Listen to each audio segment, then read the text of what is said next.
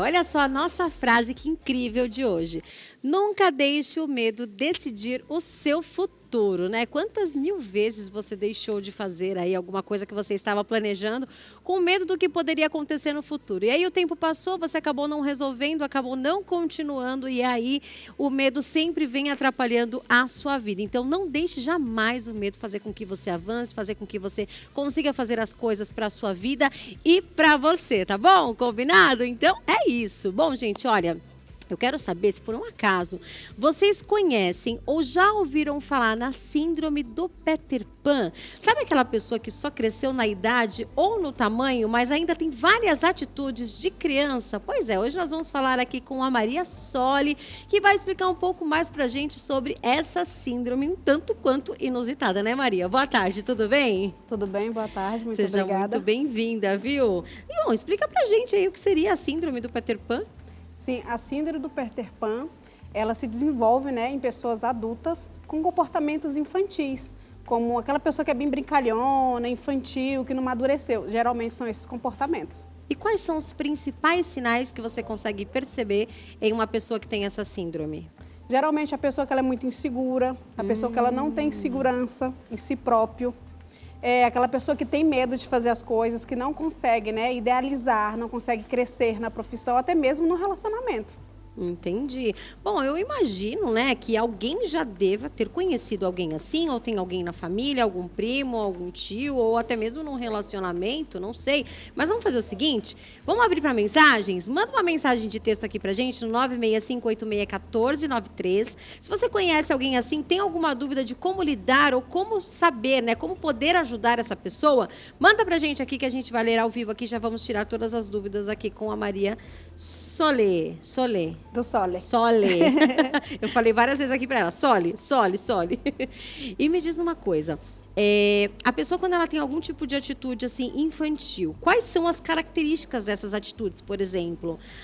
Num relacionamento, falar uma bobeira, ou não consegue se relacionar, quais são as características de uma pessoa com essa síndrome? As características são, a pessoa, por exemplo, tem medo de assumir um relacionamento, de casar, de conviver com uma pessoa, porque ela fica naquela dependência da infância, do que ela lembra da infância dela. Um relacionamento, eu vou ter responsabilidade, então ela vai deixando aquela parte criança dela de lado.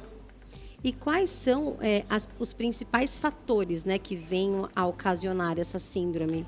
Sim, os principais fatores geralmente são os pais que são muito protetos, que protegem muito os filhos, traumas de infância.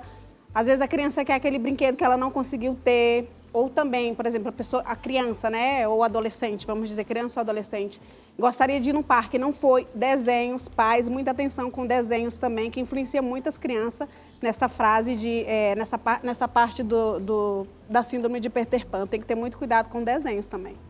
Isso. E como que isso pode impactar também na vida profissional, pessoal, né, até em relacionamentos também?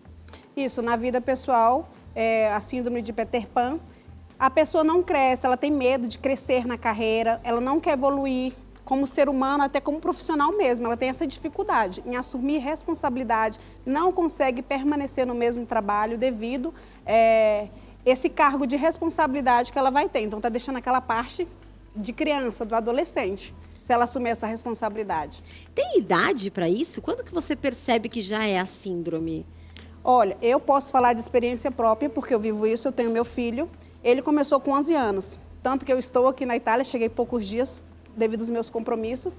E meu marido já mandou mensagem, olha, tá sentindo essa falta, tá sentindo solitude. Eu, por exemplo, com ele, com os 11 anos, eu já comecei a ver esses sintomas. Então, já comecei as curas, os tratamentos, a trabalhar em cima disso. Entendi, porque você é terapeuta também, então você já tentou trabalhar essa parte aí para tentar desvincular. Mas você já percebeu algum comportamento seu quando ele era mais novo, de muita proteção, de talvez não deixar ele tomar atitudes que podem vir, né, a ocasionar o que ele está vivendo hoje? Sim, tanto de atitudes de proteção, como também, às vezes, também o destaco.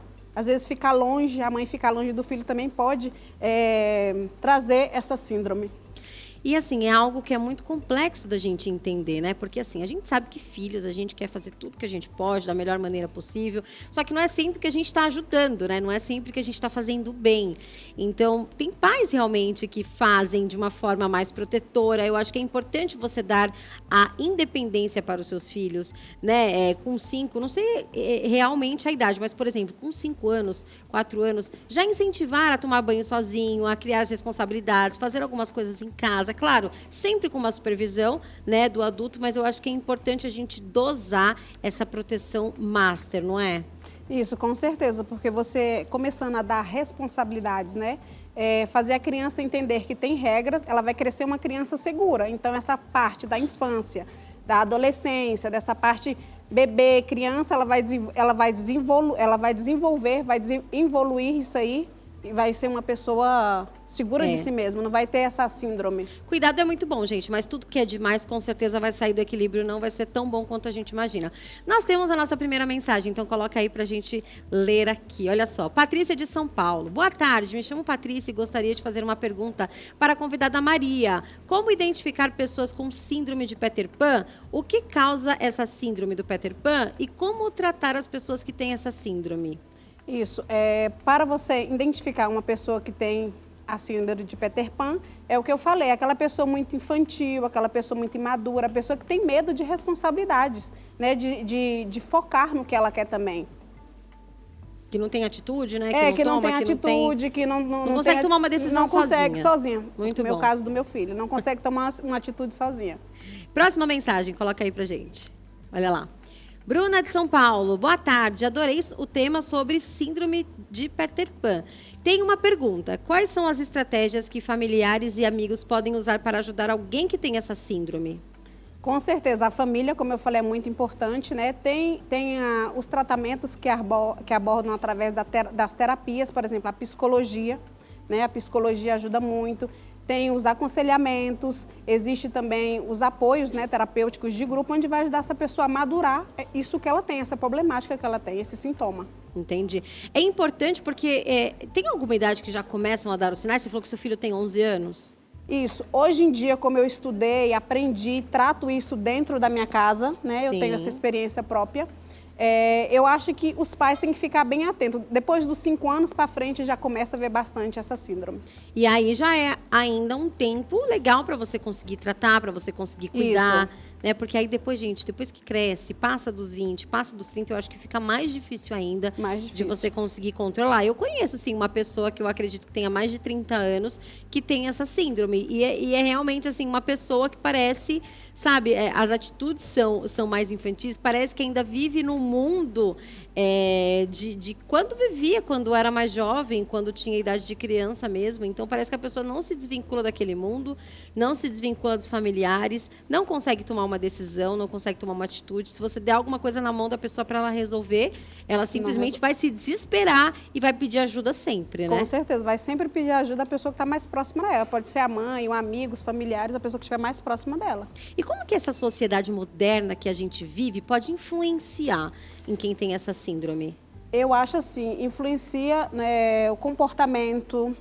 Por exemplo, a juventude hoje se vê como não tem muita responsabilidade, não tem muitas propostas, por exemplo, de trabalho, apoio, projetos para essa parte em questão da comunidade. Eu acho que falta muito isso. E além da terapia, você acha que tem algum tratamento que dá para fazer para esse amadurecimento emocional?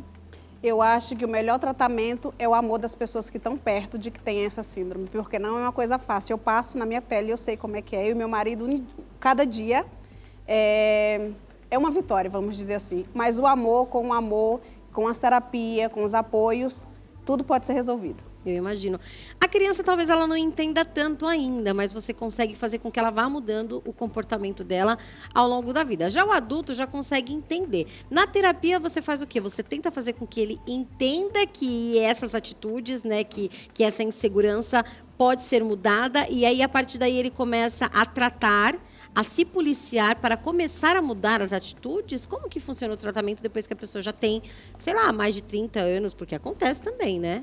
Isso, depois que a pessoa já descobriu que tem isso, porque nem todo mundo também quer ter, esse diagnóstico. Diagnóstico, né? A pessoa, ela começa a trabalhar na parte das terapias, como eu te falei, e começa a trabalhar a sua parte psicológica, o seu coração, o seu sentimento, porque ela começa a desenvolver a própria responsabilidade dos seus próprios sentimentos. Então, isso aí vai gerar a maturidade que ela precisa para ela sair dessa fase. Não é uma coisa que a pessoa vai terminar, né? É uma coisa que termina definitivamente, mas ela vai melhorando, ela vai progredindo. Para você começar a perceber que o seu filho está com alguma coisa do tipo assim, existe um nível mínimo para você dar um diagnóstico? Por exemplo, ele não consegue tomar uma atitude do que ele vai comprar para comer aqui no supermercado. Ou não, são atitudes um pouco mais difíceis de decidir. Existe um nível mínimo que você já consegue perceber que ele tenha a síndrome? Pode ser até adulto também. Eu acho que é até legal a gente falar de adulto também, porque eu acho que a criança, ela até assente, mas ela ainda tem aquela coisa com os pais de talvez ter alguém ali para decidir algo por eles. Isso é comum acontecer, claro que dá para você perceber.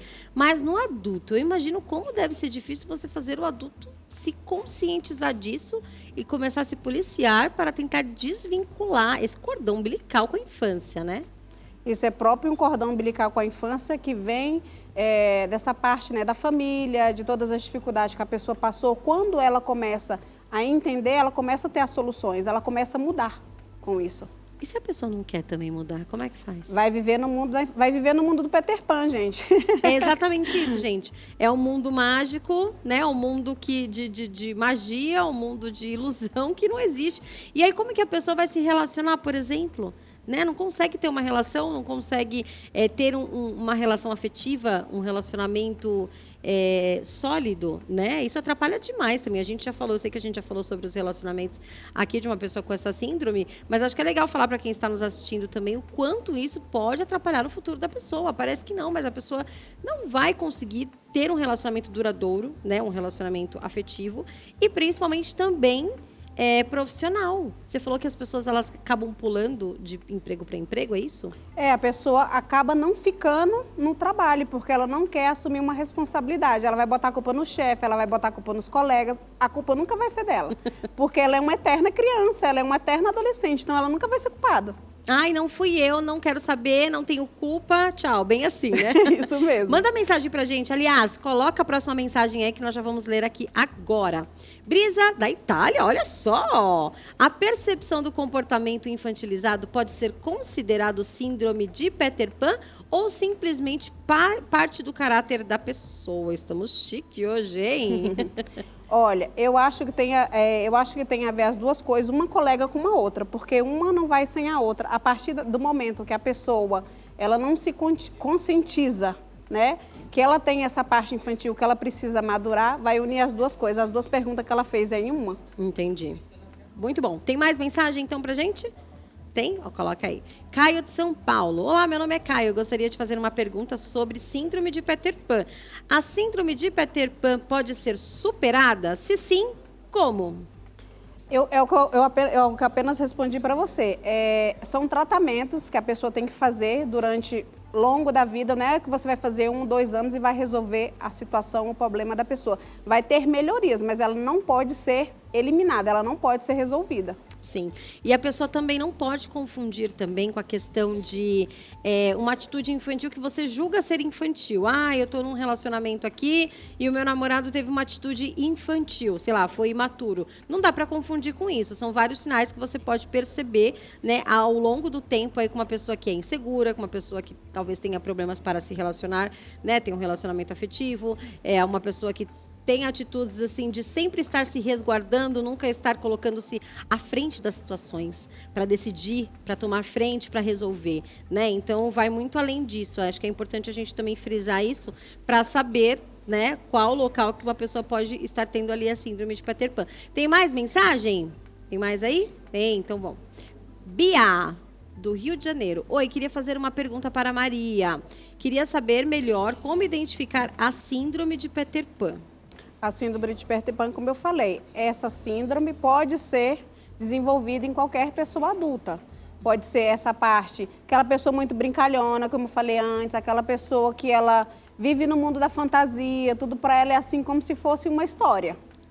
né? Como se fosse uma história que ela não quer sair daquela história, daquela fantasia onde que ela está. Literalmente um conto de fadas, né, gente? A gente tá brincando aqui em alguns momentos, né, dando risada, mas eu acho que quem tem essa síndrome realmente precisa analisar um pouquinho, porque isso vai prejudicar muito aí o futuro da pessoa. Coloca aí mais uma mensagem pra gente, a nossa última mensagem de hoje. Douglas de São Paulo.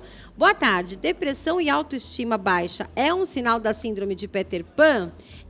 E é mais comuns em homens ou mulheres? Olha, eu acho que é tudo colegado, né? A depressão, a síndrome de Peter Pan. Claro, se a pessoa tá lá vivendo a infância, lá no mundo da infância, que ela não sai lá do que aconteceu, aquela história, aquela fantasia, aquele mundinho que ela criou, aquele mundinho que ele vive, é muito mais fácil a pessoa ter a depressão. Chegar à depressão, a pessoa passar por isso. E em questão de homens e de mulheres, o estudo, né, que é fato, 100% os casos são na parte masculina, na parte dos homens. Por quê?